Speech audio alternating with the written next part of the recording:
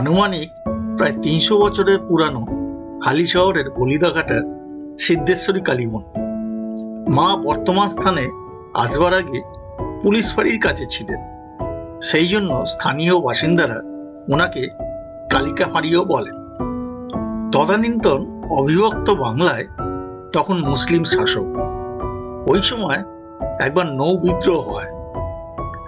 তখন মার স্বপ্নাদেশে বর্তমান স্থানে মাকে প্রতিষ্ঠা করা হয়।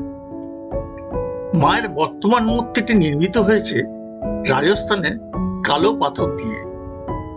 এই হালিশহরে জমিদারি সম্পত্তি ছিল সাবর্ণ রায়চৌধুরীদের, যারা কালীঘাট মন্দিরের প্রতিষ্ঠাতা। মন্দিরের পাশেই গঙ্গা। এই রায়চৌধুরীদের এক বংশধর বিদ্যাধর রায়চৌধুরী নিয়মিত গঙ্গায় স্নান করতেন।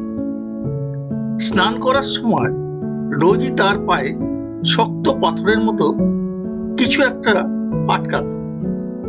একদিন তিনি মার স্বপ্নাদেশ পান যে ওই কালো পাথর তুলে এনে তার মূর্তি করে তিনি যেন পুজো করেন। মায়ের নির্দেশ মতো তিনি ওই পাথরটি গঙ্গার বুক থেকে তুলে নিয়ে এসে এক অন্ধ ভাস্করকে দেন মূর্তি বানানোর জন্য।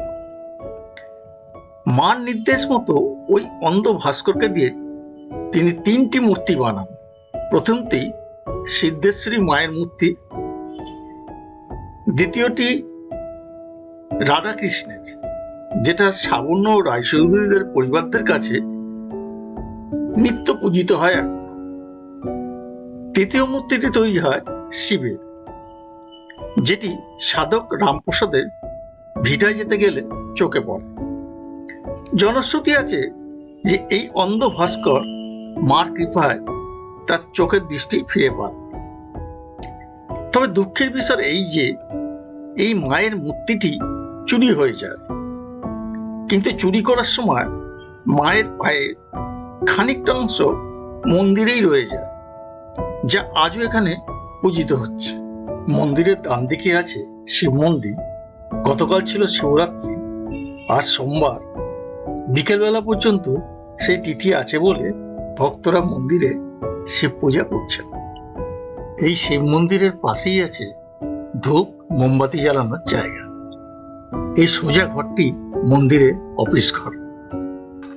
এই সিদ্ধেশ্বরী কালী মন্দিরে ভোগের প্রসাদ পাওয়া যায়, তার কুপন মূল্য হচ্ছে 60 টাকা। সকাল 10টার মধ্যে এসে এই কুপন কেটে নিতে হয়।